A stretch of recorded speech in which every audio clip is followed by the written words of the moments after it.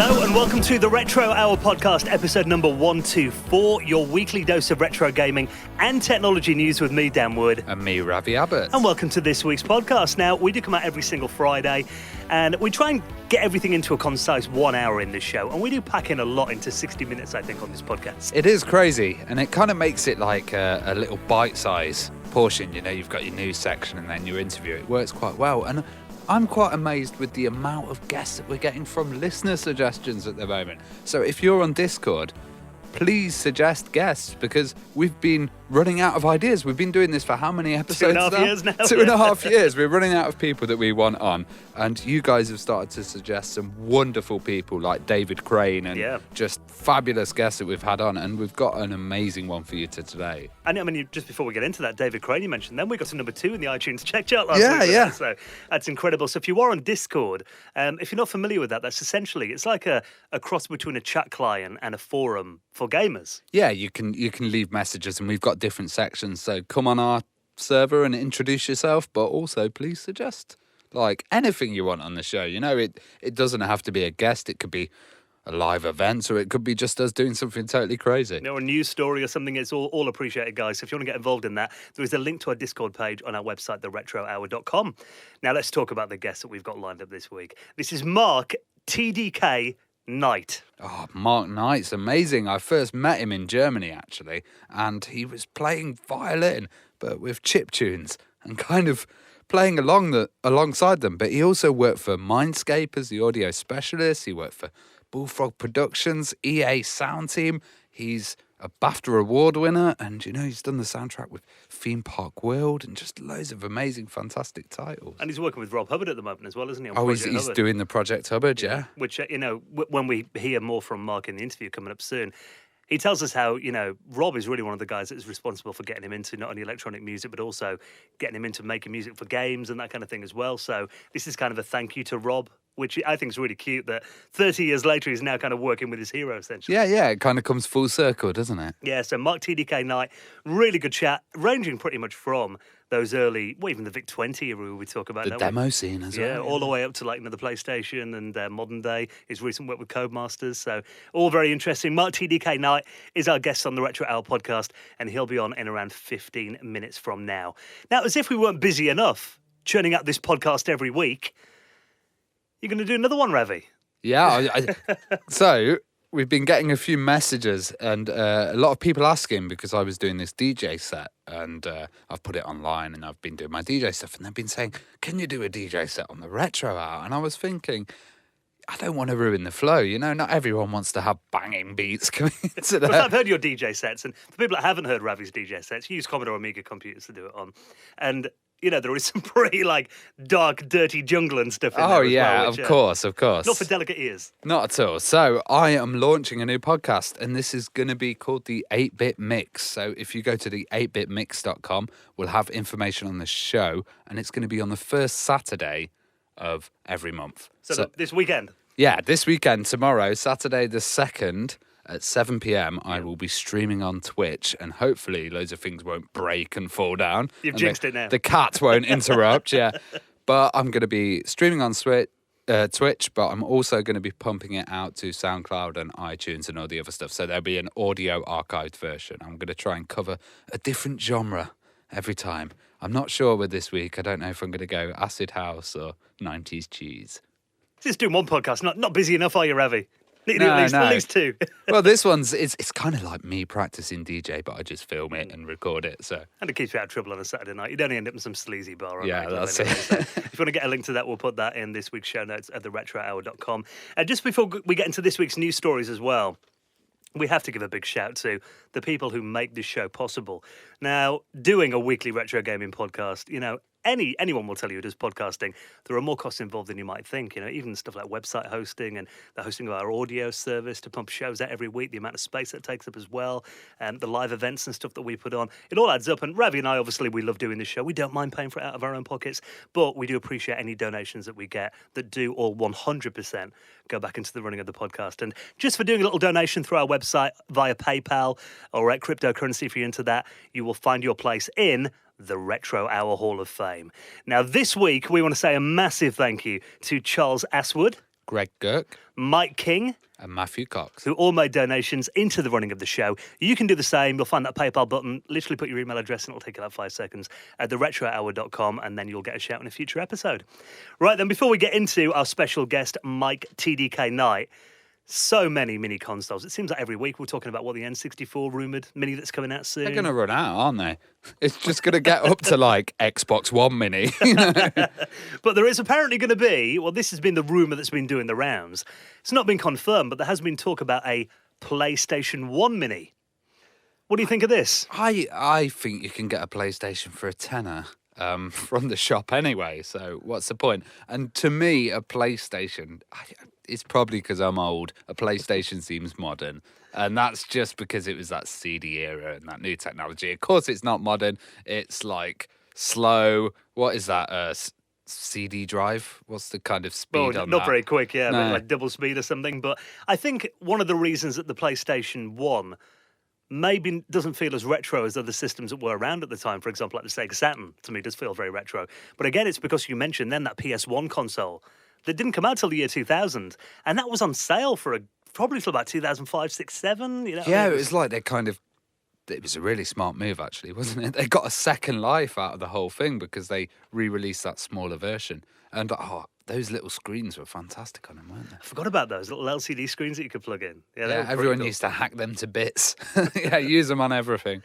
Well, the reason this rumour's come around is this is actually on Twitter. Now, I'll put a link in our show notes to an article on gamesradar.com because we've had obviously all the Nintendo mini consoles coming out, that kind of, Sega one as well, the At Games one that they're going to be officially backing now. Someone essentially went on Twitter and asked PlayStation boss John Cadera, what are you going to do about a PlayStation 1 mini then? Is there any chance of it? And he didn't say they are going to do it. He said there are no official plans, but he said, this is a quote here, it's been translated obviously, so it might be paraphrasing a little bit, but our company is always digging up past assets, and I think there are various ways to do it. There have been discussions happening in Sony of what kind of ways there are. Well, I think there has been a mini revival of PlayStation kind of titles like Crash Bandicoot HD and stuff coming Wipeout? out. Yeah, there's been an interest in there. If they had a HD angle for it, but I don't know if playing the original ones in HD, maybe if... Ooh, this is interesting. Okay, so have you seen PSC2 emulator? Is that the one that does the upscaling? Upscaling, yeah. Imagine if they added in anti-aliasing. Higher polygon count? Yeah, because they can do that because the PlayStation emulation is actually really nice. So, unlike the N64 emulation, which is horrific. But that's a pretty tricky console to emulate, the M64. It was, which is why wasn't last week it? we said, if they're doing N64, it probably makes quite a lot of sense because the emulators aren't great for it. But there are pretty decent PS1 emulators that you can get on most platforms, aren't there? Yeah. But I think I think those extra features are with the PS2 emulator. Yeah. So, I think it's going to be interesting, though. It would be cute to see a mini PlayStation. But then the PS1 kind of was. Anyway, can you get it much smaller unless it was like the size of a It's going to credit be card? on your keychain, isn't it? Well, I imagine you couldn't put discs in if they make it any smaller because, it's not going to fit them in. But some people... mints. That's what you put in. But some people have been saying, and I've read this all over Reddit, people saying that they couldn't do a mini PS1 because the games are on CD. So, there are like 600 to 800 megabytes. It's going to take up too much storage space. But then, the N64 mini we were talking about last week, the rumour and that's going to have maybe like 21 games on there. How much is a 32 gigabyte mini Yeah. adapter SD card? It's £6. Yeah.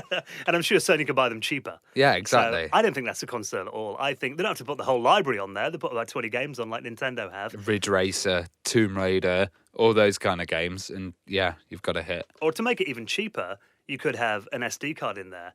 And this is something else as well, because a lot of these classic PS1 titles are available on PSN.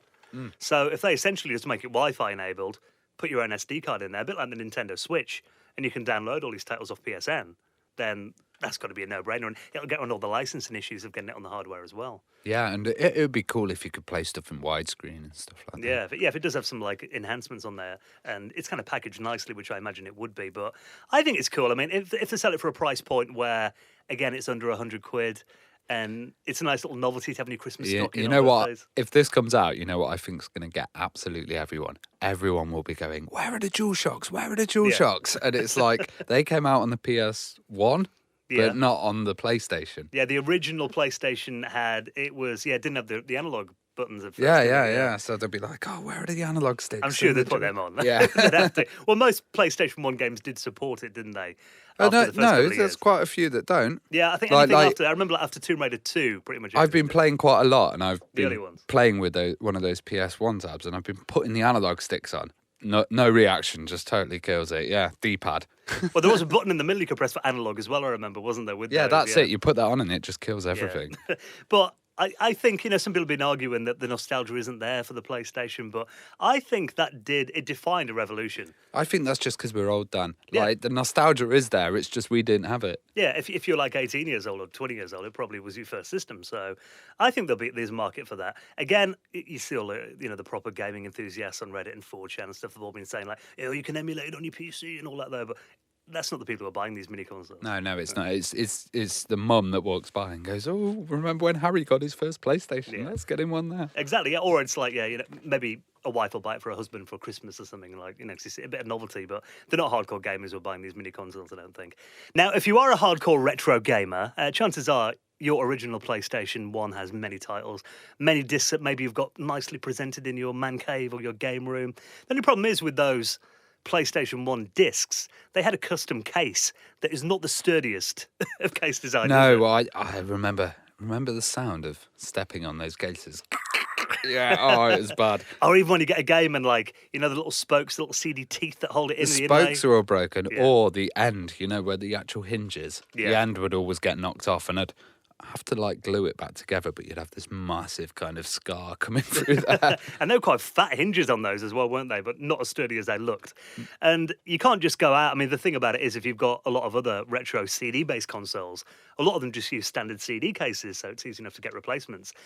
If you are missing some nice-looking cases for your PlayStation 1 collection, we have got a little Easter egg on our website, theretrohour.com. There are actually selling official empty game cases for the PlayStation 1 by Sony on Amazon at the moment. And they've got the hologram, which they used to actually have, all of the kind of stuff. And, I've gone out to car boot sales and I've bought old PlayStation cases just to get my collection looking nice. Yeah. And then I can't throw the game away that I've bought with the old cheap one. So now I've got to find a case for that. And it's just getting more things. Yeah, I know what you mean. Yeah, you don't want to kind of sabotage an old game to get your collection. Save another, yeah. Exactly. So if you want to get some official empty game cases for your PS1 collection, these come in packs of 5. They're just over 20 quid, actually, which is not bad value considering how custom they are. And if you use our Amazon affiliate code on our website, you'll be helping out the show as well. So that's always a bonus. Good for a pristine collector that wants to get, the whole thing kind of lined up. We're the same. You found this today, and I was like, okay, I've ordered a pack. So, Yeah. So you get some Resident Evil collector or something. They're going to love that. Exactly. I'm sure Joe will be on the case. So if you want to find that, I'll put that in this week's show notes, along with all our stories at theretrohour.com. Now, a guy that we have both got a lot of respect for, he did a lot for the personal computer industry. Come on, he's a legend, Steve Wozniak. Oh, Steve Wozniak. I've asked him about 6 times to come on this show. You'll get him one day, One Randy. day, Woz. You're a smooth talker. Well, maybe the reason that Woz hasn't been on the show yet is because he's quite a busy guy.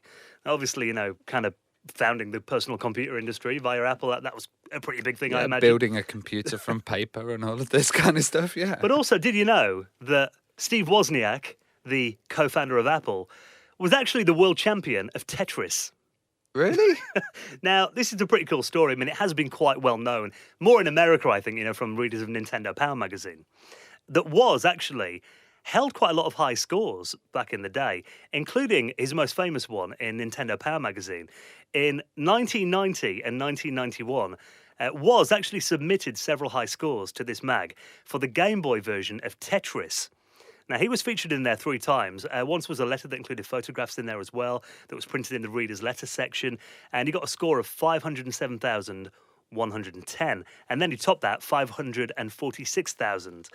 This time, his name was listed as Everts Kainzo, which is Steve Wozniak spelled backwards. Oh, nice. So the story was that, he'd submitted his score and topped the chart that many times. They kind of banned him.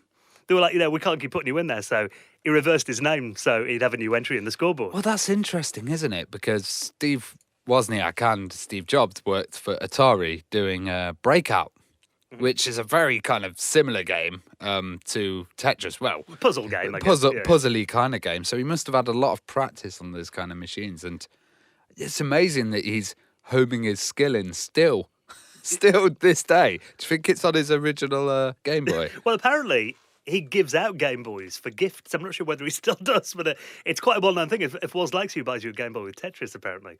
So apparently that was the case up until the mid-2000s at least. But then people kind of wondering, whatever happened to that score? Has it ever been topped? Now, the way this worked is Nintendo Power Magazine actually kind of changed their high score pages around the mid-90s.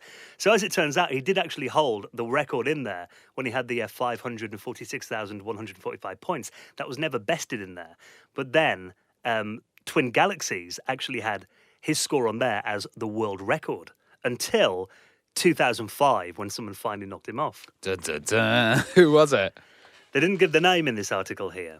But then, this is pretty cool, Woz put something on his website saying that he'd already topped 702,000 and he was about to break the 750,000 mark barrier, which would put him about, I think it's third place in the World Championships today.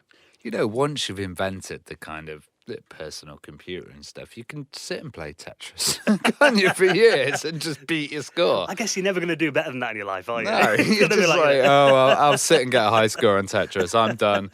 But, you know, there is now a kind of campaign that this website, NintendoLife.com, a kind of champion. It's like, you know, we want a King of Kong-style battle. Get Woz back out there playing Tetris. And he needs to claim that world championship again, I think, doesn't he? So, yeah. You never know. He could be sitting at home in bed now on a Game Boy. Just waiting for that day. So let's get a change.org thing started or something, Rav. Let's get some petition going. That'd be amazing, though, wouldn't it? Come on, Woz. Get that Game Boy dusted off again. Oh, lovely. I'd love to talk to him about it. Yeah, maybe one day. One day. We'll try. If anyone knows Woz, by the way, you know, or if you just want to tweet him, I'm sure if enough people tweet him, say, get on the Retro Hour podcast, Woz. Woz@woz.org. Is that what it is? His email address? All right, okay. I was going to say Twitter, but no, yeah. Spam his email address. It's fine, yeah. Now, do you remember a game called Caveman Ninja that starred Joe and Mac back in the day? I remember Joe and Mac, but I don't remember Caveman Ninja. And I only know Joe and Mac through our Joe, who kind of showed us Joe and Mac. Well, this game, it came out in 1991. It was on the Amiga. It was on the Super Nintendo, I believe. Mega Drive, I remember my friend Martin had it on there. And it was kind of a platformer game, kind of a side-scrolling beat-em-up, really, where you had, obviously, these two caveman ninjas. They had kind of like axes and stuff to throw around, too.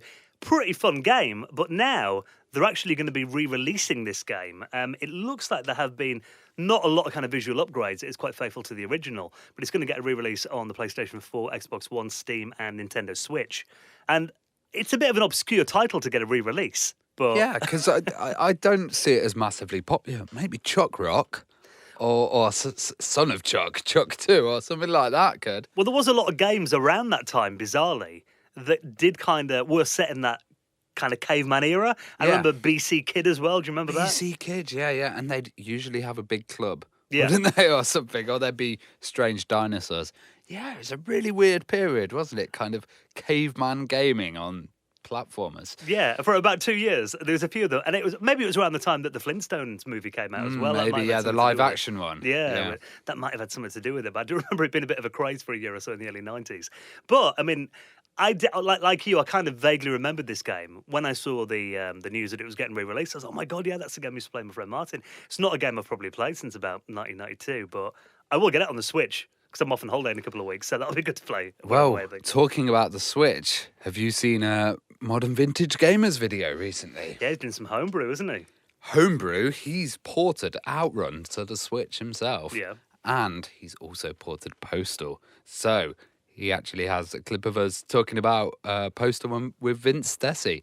And this is amazing. So we covered the firmware hack that was done the other day. Mm-hmm. Check out Modern Vintage Gamers video because he totally covers it. But then he shows you how he's porting this engine, and then he starts to announce more and more. And it looks like this scene's really kicking off, this emulation scene, using that little jumper trick. I haven't done it yet. I'm a bit nervous still.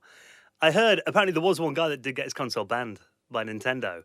But then, like someone said in Reddit, oh no, getting banned from Nintendo's online service. I thought, how often do I even play it online anyway? Yeah. I'm actually tempted to get a Switch now. I wasn't before, but now... Does your missus have one? Yeah, but she won't let me do that. Get one of the hairpins. Whoops. Yeah, that's it. So he shows the two methods, actually, and one of them is using tinfoil. Right.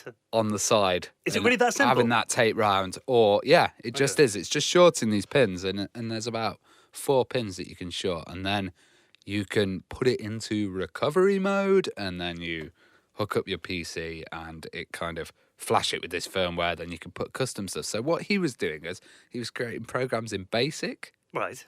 And then flashing BASIC programs that he'd made just then straight onto the Switch and then playing them straight away. You know, I'm off on holiday in a couple of weeks, and we're going to Spain. Samantha likes sunbathing, and I get very bored. That's why I take my Switch and stuff like that. That could give me a whole new catalogue of games to play. Oh, totally. Should I try it this weekend? Let you know how I get on. Oh, yeah, definitely. You break my Switch, I'm holding you responsible. That's it. I didn't do it. So if you want to find out more about that, we'll put the link to Modern Vintage Gamers video in the show notes. It's a great channel anyway. You should check him out. Oh, fantastic. He's done several on the Switch now. So he's doing a full look at all the emulators available. So that one's really good. So yeah, we'll put all those in our show notes at theretrohour.com. And that's the same place that you'll find everything else that we've talked about in this week's episode. If you do listen on iTunes, reviews are always appreciated. We haven't had any reviews for a couple of weeks on there, I don't think. So no, we'd love some. But also, our guest today is going to be doing an event that's coming up soon, which is called... It's I love that. Wonderful say it name. slowly, Ravi. Let's get chip-faced. Chip. Yeah, just verify. Yeah, keep that family-friendly, non-explicit tag, please, actually. Yeah, so that's at the Swan with Two Necks, which is a rather interesting-sounding pub in Macclesfield on the 23rd of June. Don't wear your Sunday best. Yeah, and that's going to be TDK and Kojin as well. So this is going to be, like, amazing. You'll be able to see live chip violin in Macclesfield. Oh, we should go down. Yeah, have you got a link to that as well? Yeah. Okay. We'll have a link in the show notes. Cool. Yeah, there's a Facebook event, so we'll shove that on our Facebook page as well. But now let's get some stories from him, because he did so much, back in the day. Like you said, Bullfrog, EA, Mindscape. He's a BAFTA award winner. Worked on titles like Theme Park World as well. So here he is. This week's special guest is Mark TDK Knight. You're listening to the Retro Hour podcast, and it is time to welcome this week's very special guest. I should say that this week's guest is a BAFTA award winner. Let's get that in there right at the start. Welcome to the show, Mark TDK Knight. Good evening. How are you doing? Yeah, very good, thank you. Great to have you joining us.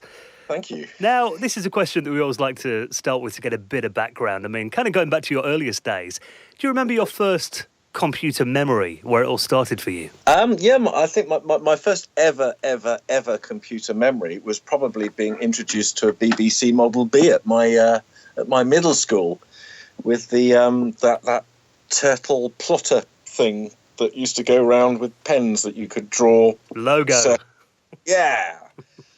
So I think that was my first ever introduction, and then I think quite soon after that they started up a computer club with a number of VIC-20s, which I can't remember anything about it, but I guess I went. It must have been that memorable. Well, you must have come from a musical family, because you were taught violin at an early age by your granddad. Yeah, that's right. Yeah, my granddad was a professional concert violinist in Poland. He was Polish, and that's what he did before World War II.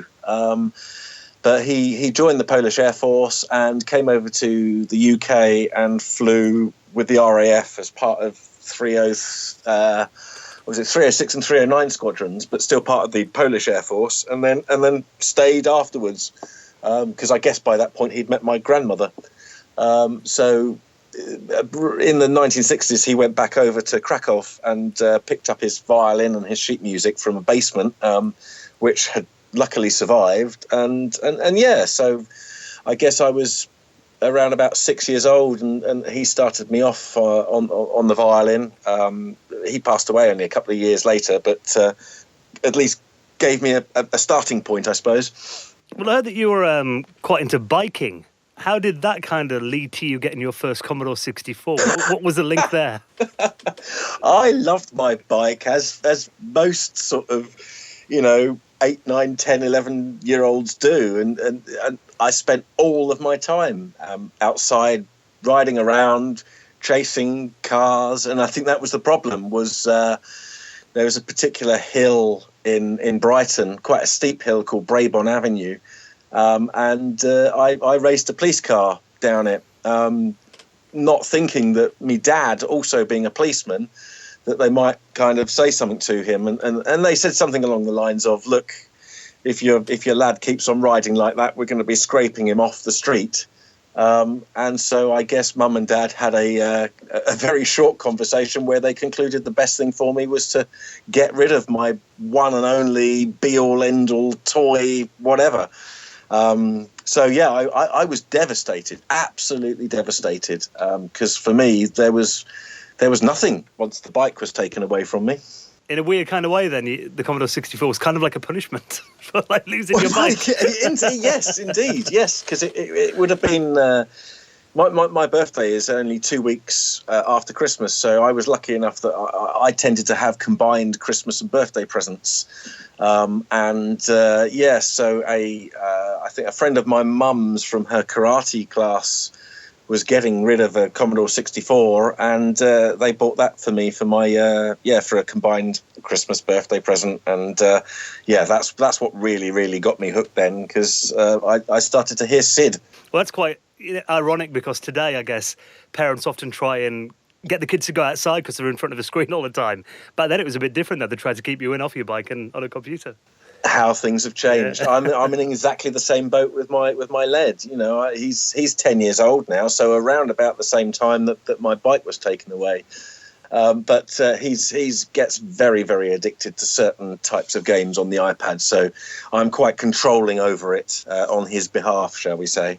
Well, you mentioned it was amazing the first time you heard the SID chip. What was the kind of first thing that you listened to on it? It would have been quite basic, because although, you know, I was into playing the violin and that side of music, so, you know, performance and that sort of thing, I didn't really listen to the radio, so I had no concept of commercial music. I didn't have a cassette player. My mum and dad had a record player, and my dad had a reel-to-reel thing, which he had, I think, Bohemian Rhapsody and Tubular Bells on it. But the 64 came along and suddenly started making these odd bleeps and bloops and noises, and for whatever reason, I fell in love with the sound. So back then, I mean, you're probably talking about quite basic tracks like Forbidden Forest and Super Huey. A little bit before Rob Hubbard and the likes of him and Galway and that started becoming the people to create soundtracks on that machine. But yeah, I mean, I used to, you know, like I said, I didn't even have a cassette recorder, so I used to go around my nan's house, and she had a cassette recorder as part of this massive, great big hi-fi thing, and I could just about stretch the microphone from where her recorder was to her mono television, and I started recording Commodore 64 tunes onto cassette so that I could just play them at my nan's house whenever I wanted to, and obviously it grew and grew from there. You know, she had a cassette recorder, I needed a cassette recorder, and, you know, it kind of... I guess I could have bought shares or in TDK, the amount of cassettes that I was buying to record all this Commodore 64 stuff. Well, what kind of C64 setup did you eventually grow into then? Were you stuck with the data set, or were you one of these posh kids who had like a floppy disk drive? And Oh no, I had a bread bin 64 with a cassette deck that would only load games if it was upside down. And I think I must have had an issue with one of the chips popping out of the motherboard or something, because quite often the 64 had to be slammed against the coffee table a couple of times before it would start working properly. I think that was often official warranty advice. If you called up Commodore because your machine was broken, they'd be like, you know, lift it 6 feet in the air, then drop it, and that would generally fix it half the time. So They used to do that. I remember my nan saying with her television, she had a Sony TV, and back in those days, sort of like the late 70s, early 80s, part of Sony's testing of their TVs was to drop them from a certain height to make sure they still worked afterwards. And it'd resocket the chips as well, wouldn't it, if they come loose? Well, what was it like the first time you heard an Amiga? Like, the change must have been insane with all those samples. Oh, yeah, because, I mean, by that time I had got a cassette deck and I'm buying more commercial music. So, obviously, commercial music had what we would call realistic instrumentation, and then the Amiga came along, and for me, I think the first thing I heard on the Amiga was was a yellow remix of a yellow track called Tied Up that was remixed by Dr. Awesome for a public domain music disc. And, suddenly I was hearing saxophone sounds and proper drum sounds coming out of this machine. And indeed, it was that track that made me get rid of the 64 and buy an Amiga instead. It's not a lot of kids, Ravi and I included, kind of got into Amiga music via games, but obviously then you discovered the demo scene and disc mags and music discs and packs and all that kind of thing. How did you get access to all that and find out about it? It starts off at school, in your class, and then kind of spreads out to other people at the same school in different classes, and they then introduce you to people who might be at a different school in the same kind of area. And I think it just expands exponentially over time as you learn about, BBSs or freaking telephone calls or whatever. You just pick up things on the way that expands your horizons, I suppose.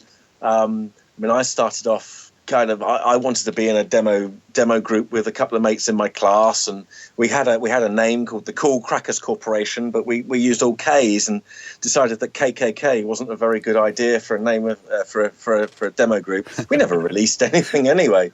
But then I had a mate who was in a group called the Hacking Relation, and then that moved on to Crack UK and a bit of Flash Productions, and then Anthrox, and then Melon Designs. It just keeps growing and growing and growing as you learn more about what's out there and available to you.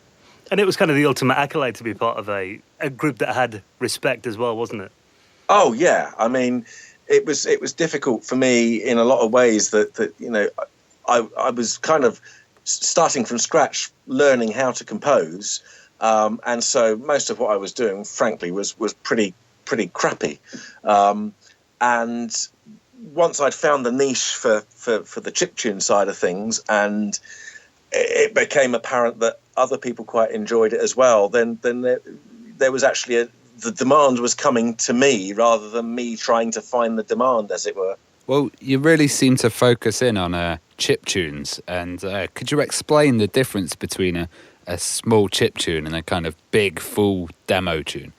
Yeah, on the Amiga, the only real difference is the amount of memory that you're taking up. I can't use limited channels or anything like that as a definition, because the Amiga had 4 channels, whether it was chip or full-size modules. So the main point was that a full-size module would have a recording of an instrument that may well last a second or even 2 seconds long, and sound like that instrument. Whereas with the chiptune stuff, we were kind of making single cycle waveforms of a square wave or a sawtooth waveform and using that as the instrument. So keeping the size down. I think, 6K was around about the smallest you could produce if you wanted a few instruments, because the size of each protractor pattern took up a certain amount of memory as well as the samples. But anything under sort of 30, 40K, I'd say, was considered chiptune back on the Amiga days. It's crazy the amount of space that you could kind of use to create a tune compared to nowadays. Like, oh yeah, I see these demo comps where they do 40K competitions and stuff. It's insane. Well, and now on the PC, you can use kind of tracker software that just uses inbuilt synthesis. So the instruments then are taking up a matter of bytes. As long as your PC is powerful enough to generate this, to synthesize the sound in real time. So now you can get sort of like 4K, 10K demos which sound like proper full-blown synthesizers, because they're rendering everything in real time. And then you've got the other 16 gigabytes on your PC doing nothing. Most of that's probably just Windows. Well, you moved on from the demo scene and got into working commercially in games. How did you get the job at Mindscape? Yeah, well, so sort of like the background behind it was I finished school, I went to college, and apart from music, I flunked everything at college because I just didn't go. So I was spending all my spare time kind of writing chiptune, really. Mum would go to work, and I'd go to the park, wait until she'd gone to work, and then go back home and spend most of the day at home rather than at college. And then after college, it was like, okay, decisions. What do you want to do? Do you want to go to university? What do you want to do? And by that point, obviously I've discovered synthesizers and MIDI and computers plugged into synthesizers and sequencers. So it's like, well, music technology was the obvious thing. And back then there were only 2 courses available. There was one at Kingston called the Tonmeister, where you needed A grades at A level in maths, music and physics. Don't ask me why maths and physics, but that's what they wanted. And then there was Salford University, who didn't. So I applied for Salford, and I went up there and I did an audition with a violin with a pickup on it and some floor effects that I borrowed from a shop called Future Music. And the feedback that I got after my auditions was that it was felt that a classically trained musician couldn't deal with music technology. They did offer me a BTEC, an HND, which I kind of told them where to go. And I'd already got a Saturday job at Sainsbury's, so okay, I'll apply for management training. During that time, I was still sending floppy disks off to all the developers whose addresses I could find in the back of, Amiga Format or the One magazine or whatever.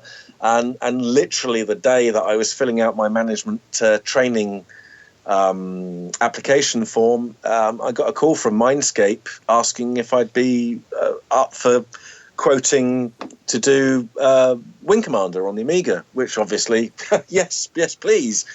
And I got the gig, I think, from what I understand, because I undercut Richard Joseph by 50%. So I think they took a punt on somebody who was completely new, and gave me the gig. And from that, they offered me an in-house job. So luckily, they were only sort of 10, 15 miles away from Brighton. So it made a lot of sense to go ahead with that. And that was the break into the industry. Well, Wing Commander was a really kind of classical instrumental beat, and it was made on PC MIDI. Was this easier for you to convert, or was it just really hard because it was a new thing? I suppose it was easy in that the music was written for me, and indeed I had the MIDI files. Martin Galway actually was working at Origin at the time, so he was my contact, and so he sent me the PC MIDI files, which luckily the Atari reads PC files.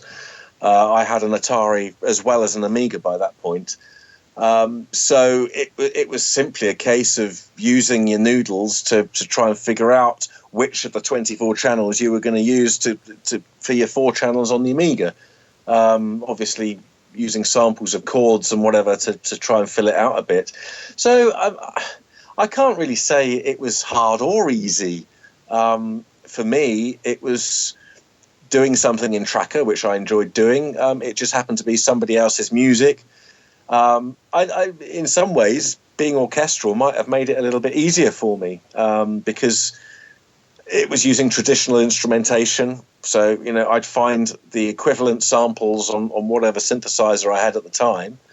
And that was it. So that there wasn't a lot of creativity involved. It was just trying to shovel it all into 4 channels. And I think aside from the title track, I had 110 kilobytes for sample RAM. So we decided that we'd keep that resident in memory and just load the song data in, because it was an interactive soundtrack as well, so it needed to load as quickly as possible. So, yeah, I mean, it was, I'd say relatively simple. I mean, I listen back now and I cringe at the samples, but that's what happens when you improve over time on how the processes that you use to make something happen. Well, did they have like a kind of approval? So, Origin basically asked you to convert one of their games. Would they then approve the track afterwards? I didn't have any of that. Free reign? I guess there was an approval system in place for the game itself. All I did, just to be completely sure, was I had the Fat Man's email address, who wrote the original or most of the original PC music, and George Sanger. George Sanger, yeah. So I sent him recordings of the Amiga mods on a cassette for him to have a listen to. I don't think I have the letter anymore, but I mean, he sent back a very congratulatory, positive reply. But yeah, as far as I'm concerned, I didn't really get a lot of feedback. I mean, things were a lot different then in games development generally to what they are now. So yeah, if I was doing it now, then I'd expect about 20 different people to be trying to stick their fingers in the pie to add their own criticism so that they can get a credit on the manual for some kind of music production or something. But back then, I don't think anybody really cared. Yeah, because you were doing a lot of conversions for Mindscape. So were the companies different at all in the way that they approached it, or was it just generally no one caring?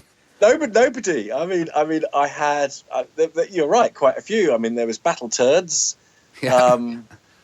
or Battletoads, and for that I had a cassette of the NES music. Alfred Chicken was David Whittaker. Then there was a load of Maxis stuff, which frankly, you'd be hard really to call it music. It was very, very ambient, very, very random.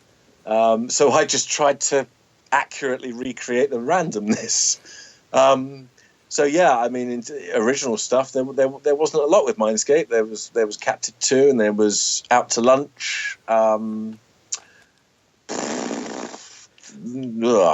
there anything else? Well, you did remind me of Alfred Chicken then. I'd forgotten about that game. I got that for Christmas one year, I remember. I'm playing that all Christmas Day. We put him in for the Christchurch by-election. Oh, really? And I don't think he came last. I think he got about 18 votes or something. But Alfred Chicken went into the Christchurch by-election, however many years ago that was. Well, you mentioned Liberation, which Captive 2, which was a really ahead of its time game. Had a cool soundtrack. What was it like when you first saw the title? I couldn't make head nor tail of it. I mean, don't forget, we get to see things when they're not finished.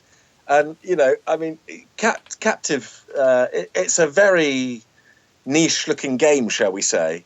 I'd say a traditional gamer would take a look at it and think, well, what's this mess? I didn't get a lot of time to play the game. I more had design documents as to what the game was going to be when it was finished. So it was trying to identify the style from that. I mean, luckily, the Herman Serrano, I think it was Herman, did the intro video.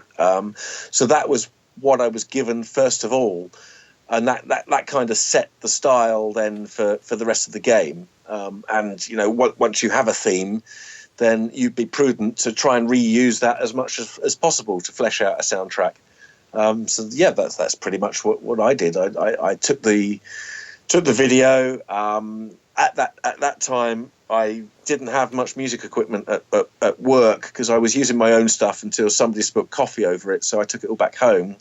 So I literally wrote down on a piece of paper what happened in the video with timings with a stopwatch, and then went home, wrote it over, I think it was a day and a half, and then took it back to work on a DAT tape, and then everything else kind of flowed from that. Well, what was the atmosphere like working at Mindscape? Was it a fun place to work?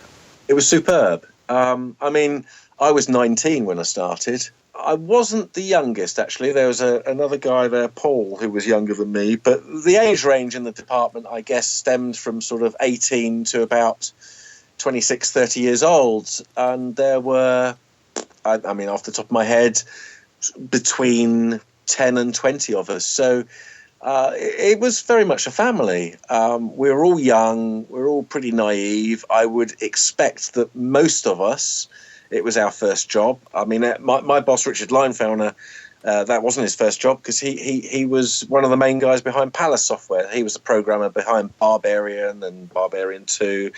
And I think that's why Richard Joseph did a lot of work for Mindscape, was because Richard and Richards used to work together a lot. But it was a lot of fun. Yeah, I look back on those days with a lot of smiles, especially, you compare it to what the industry is like now, which is a lot of it's a corporate hellhole, to be frank, with everybody thinking about dollar signs, no regard for staff well-being or anything like that. So yeah, very, very different back in those days. Very, very enjoyable. miss it. Well, how did it start to differ when you started doing titles for Nintendo, like Mario's Time Machine? Oh, God, the edutainment. Well, again, they were third-party titles, so I'm presuming, I know nothing about it whatsoever, but I'm presuming that we purchased some kind of license to use the Mario name and the Mario ecosystem. And yes, I actually found those games quite difficult. I actually did 2 Mario edutainment titles, but one was never released. There was one called Mario's Mission Earth and another one called Mario's Time Machine. And the thing that made it difficult for me was I had what has to be the worst audio development system I have ever encountered in my life.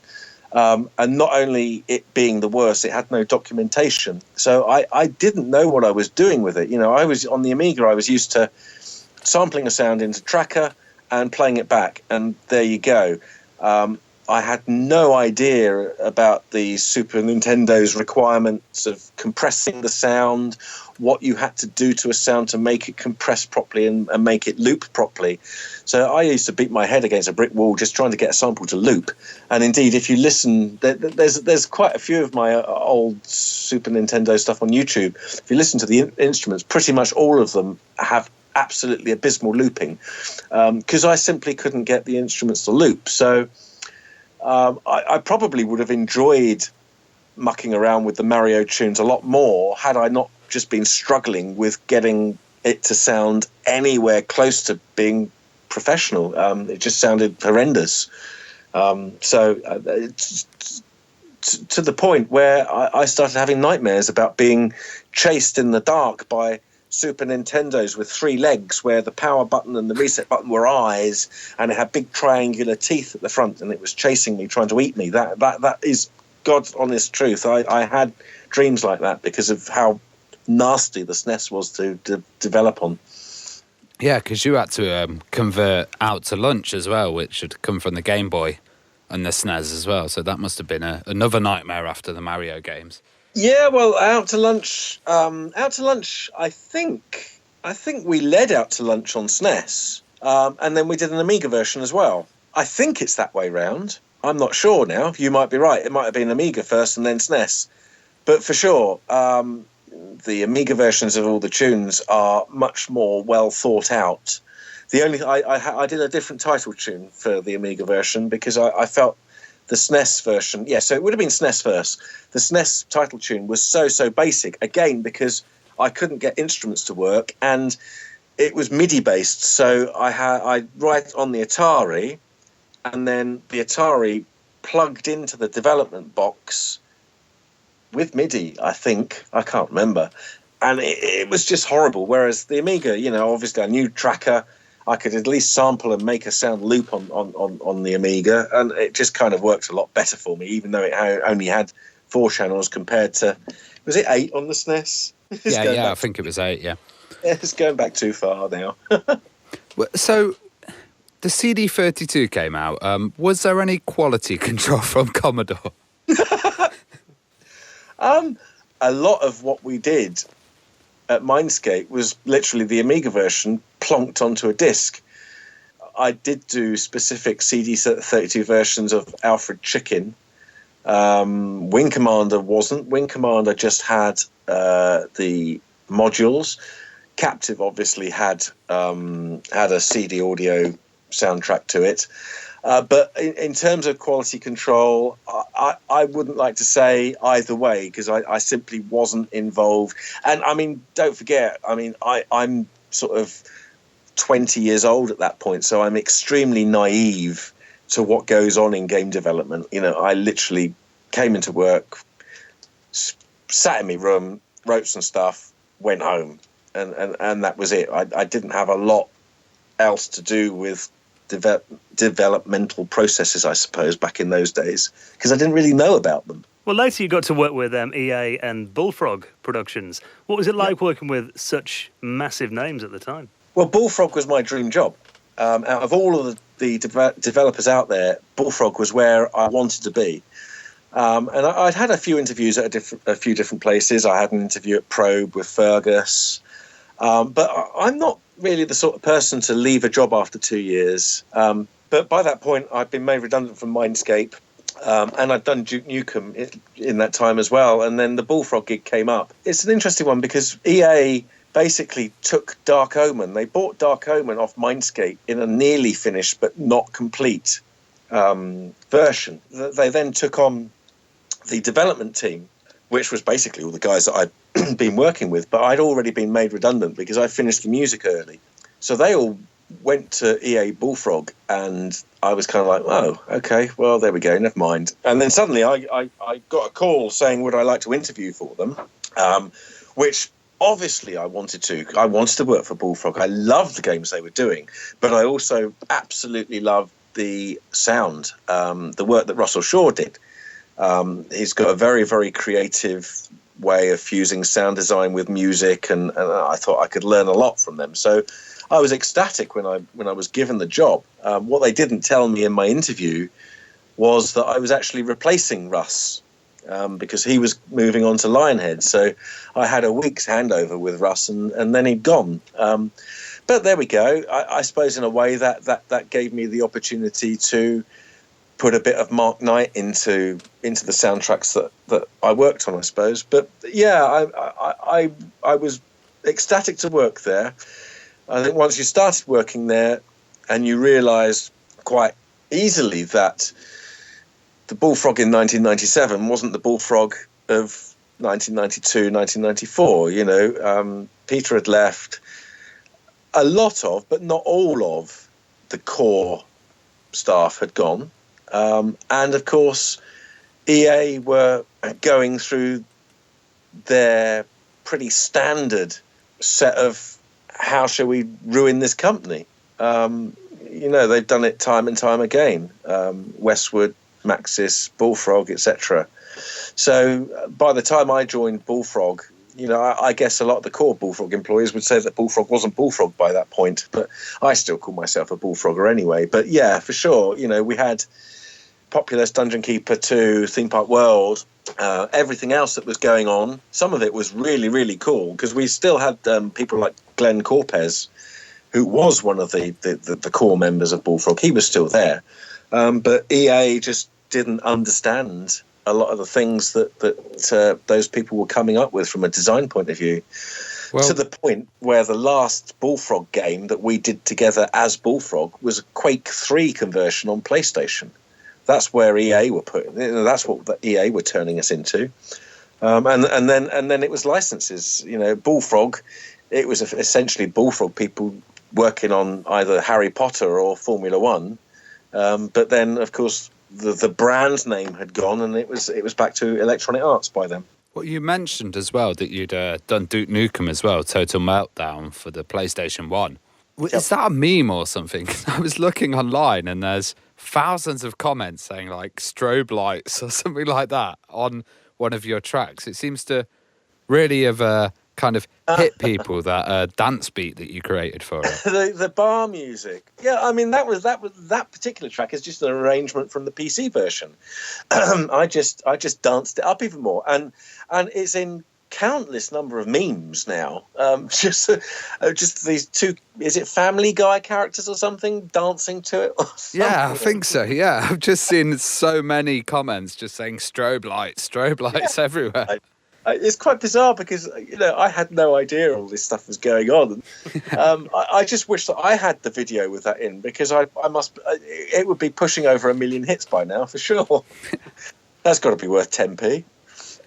Well, you were the lead of Populous, the beginning on Bullfrog, kind of doing the soundtrack. Yeah.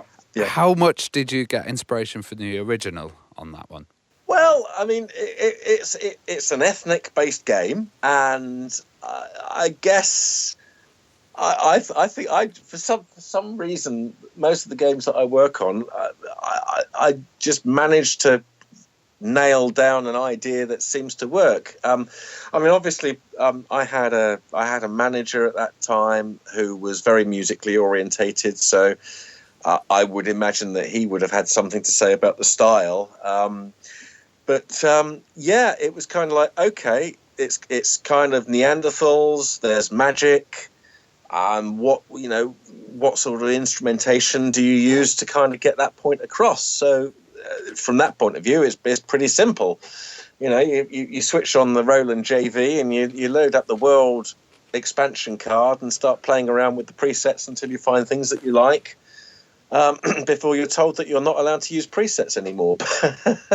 But yeah, I mean, even then, whilst a lot of the melody lines and that are quite ethnic sounding, I use a lot of flutes and panpipes and wind instruments and that. A lot of the backing in Populous at the beginning is actually quite synthetic, which is more me. Whatever I try and work on, no matter what the game is.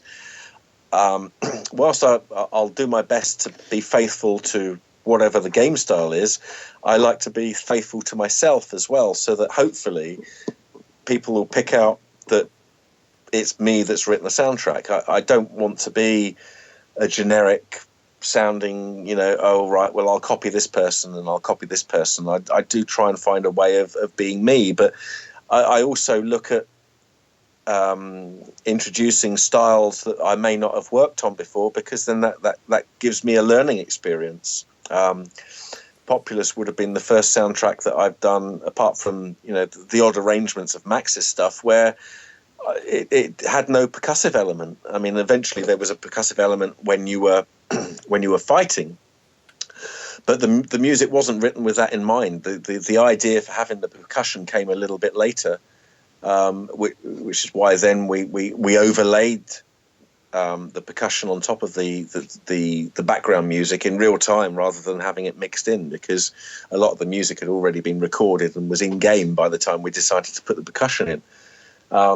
But yeah, I mean, it's you obviously you've got a visual style, so that's very, very important. And then back then, when it was all hardware synthesizers, it's a case of going through what have you got. I had a couple of samplers as well, although we didn't have a lot in terms of sample libraries, and playing around to see what comes out. There was a lot of flexibility in terms of time at EA Bullfrog, I guess, because Bullfrog had a lot of money behind them in terms of EA, so I didn't have to rush, so I could do things, and if they didn't work out, they could be thrown away.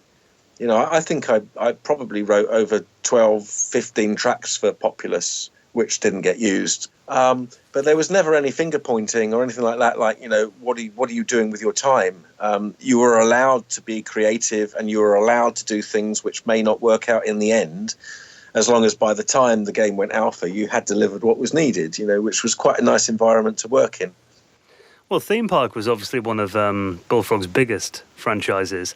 And Theme Park World was interesting. When did you first hear about that, and what was kind of EA's reaction to Roller Coaster Tycoon that was around at that point? The Theme Park World for me was a bit of a moot point, because I was the in-house composer at Bullfrog, and I, arguably, but I think I successfully did Populous, and I think Dungeon Keeper was before Theme Park as well. So I successfully worked on both of those games.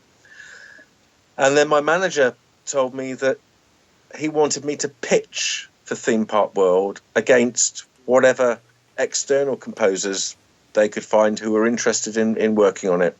And my take on that was really that if I'm the in-house composer, I should be working on it. If they don't want me to work on it, then I shouldn't be the in-house composer. So I effectively walked away from my job, begrudgingly, because I love writing music. I can't say I would have done a better job than James Hannigan, however. He did a superb job, but that's not really the issue.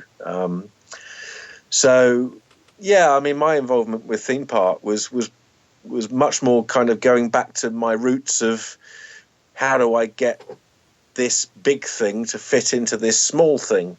So Theme Park World was developed on PC, utilizing the vast amount of memory, hard drive space that the PC had to dynamically replace sounds or whatever. And then the PlayStation version obviously had 512 kilobytes of 3-to-1 compressed sound, so 1.5 meg. which we had to fit everything in. So I was given the PlayStation version, and it was like, right, okay, do whatever you need to do to get the sound as good as you possibly can into this very small amount of space.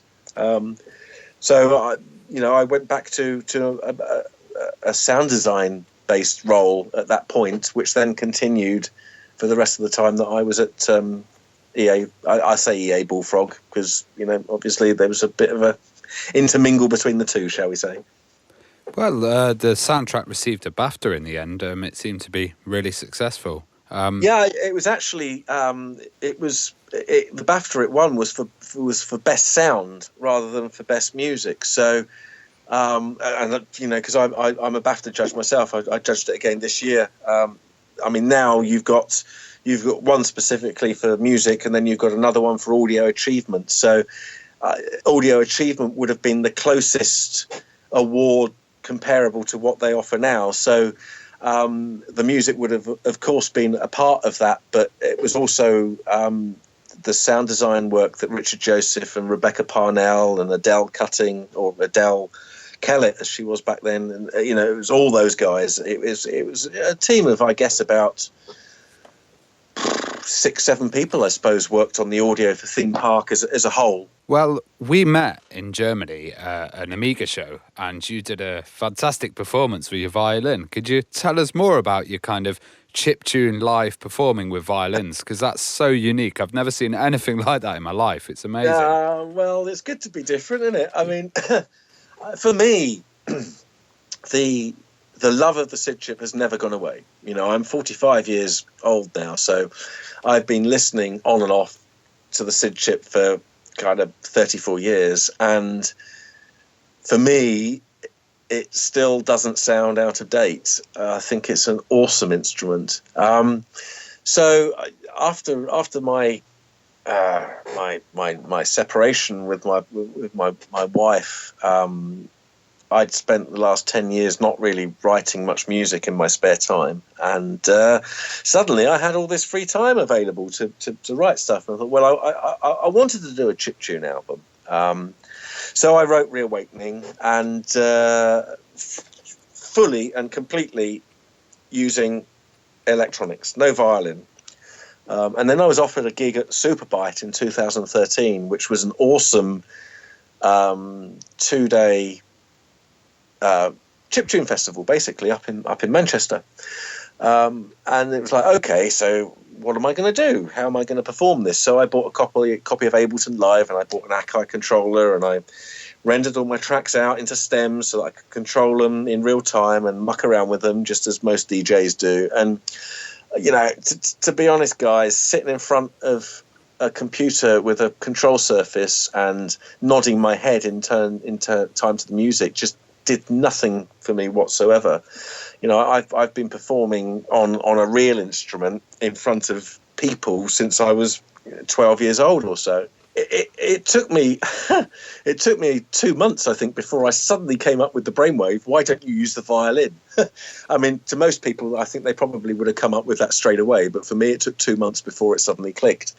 And then the TDK set has really come on from there. Well, recently you revisited one of the old classic companies, Codemasters, for a while. Was it like the old days, or was it totally different? Totally different. Next question. Yeah. Okay. In a good or bad way, was it?